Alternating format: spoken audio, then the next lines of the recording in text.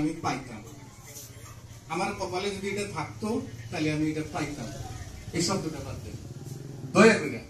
ভাগ্য কোনোদিন থাকে না, ভাগ্যটা করে নেওয়া লাগে, ভাগ্যটাকে বানাই নেওয়া লাগে। আল্লাহ কইছে তুই বান্দা মেহনত কর, আমি দিব, তাই না? বিনা মেহনতে খাওয়াটাই খাওয়া যায় না, বিনা মেহনতে সুইয়ের ভিতরে ধাক্কাটাও দেওয়া যায় না, বিনা মেহনতে, বিনা ট্রেনিং এ, বিনা নলেজে সাইকেলও চালান যায় না। কিন্তু মানুষ তো হাওয়াই জাহাজ চালাইতেছে। এক কানা কানা কানা, ওর খালি চিন্তা একটাই যে আমার যদি একদিন টাকার বস্তা একটা পাইতাম, টাকার বস্তা যদি খালি পাইতাম, তাহলে আর আমার এই দুঃখ থাকতো না। এইটা সব সময়, এটা একবার হাত চাপুরি দেন। আমাদের জুনদরা স্যার আসছে, ওয়েলকাম ওয়েলকাম, জোরে জোরে জোরে। আমাদের জিতুন স্যার আসছে, জিতু স্যার আসছে।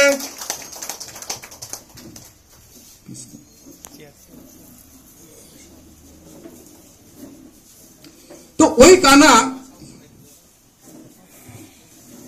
দেখেন বারে বারে চাইতে চাইতে উপরওয়ালায় বলে ঠিক আছে কানারে দিয়েই দিই।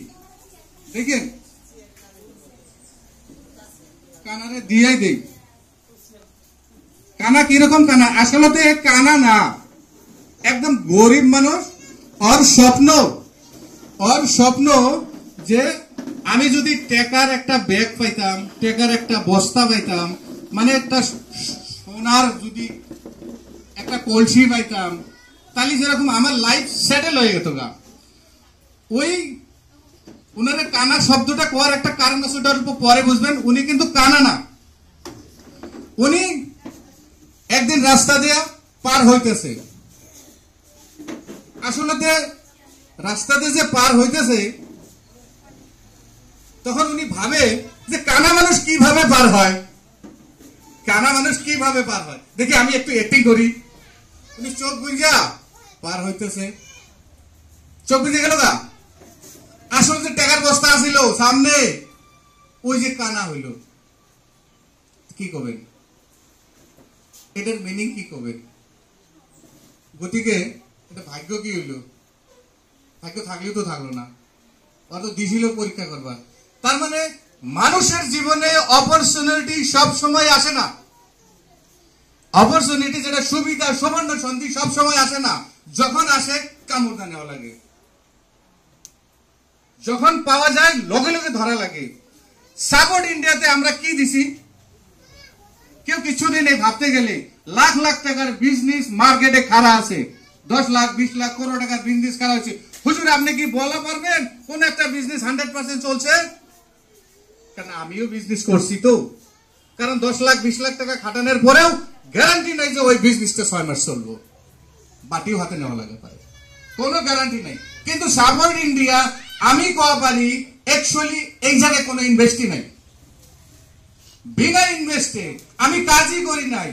আমার গ্রেড আপলাইন নোলাম স্যারে আমাকে বহুত দিন বুঝাইছে, স্যার করেন করেন করেন। আমার মাইন্ডটা ডাইভার্ট, আমার স্যারে করা পারছিল না। বিগত 5.5 মাস করা পারছিল না। সহায়তা ফান্ড আমার অ্যাকাউন্টে আসলো 3000, তাও আমি পজিটিভ হই নাই। অরিজিনাল কথা, কারণ মার্কেট এত নেগেটিভ, আমি পজিটিভটা কিভাবে হই?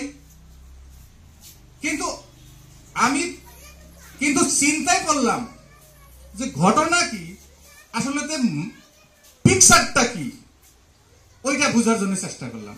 বুঝতে বুঝতে আমি যখন জানলাম যে হকিকতে এনজিওটা রিয়েল একটা এনজিও, যেটা আজকে ফাউন্ডেশন করলে ভুল হব না, যেটা আজকে ফাউন্ডেশন করলে ভুল হব না। ওই এনজিওতে আমি পরে নিজের থেকে আমার কনফিডেন্সটা বাইরে গেল। আমি